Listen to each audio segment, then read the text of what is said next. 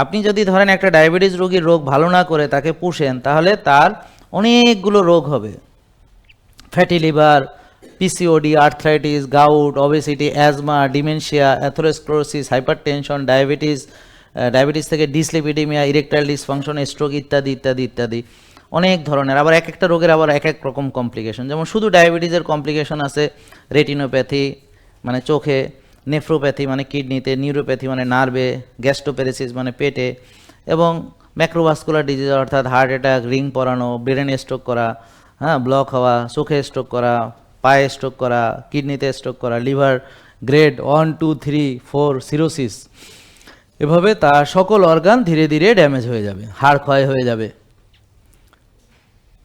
বুঝতে পারছেন? তো একটা লোকের গুরুত্বপূর্ণ অর্গানগুলো কি কি? হার্ট ব্লক হয়ে যাবে, অ্যাটাক হবে। আরেকটা কি? ব্রেন স্ট্রোক করবে। আরেকটা কি? কিডনি আস্তে আস্তে নষ্ট হয়ে যাবে। আরেকটা কি? লিভারও আস্তে আস্তে ড্যামেজ হয়ে যাবে। আরেকটা কি? পেটও আস্তে আস্তে নষ্ট হবে। আরেকটা কি? নার্ভও ড্যামেজ হবে। চোখও যাবে, ব্রেনও যাবে, তা থাকলো কি?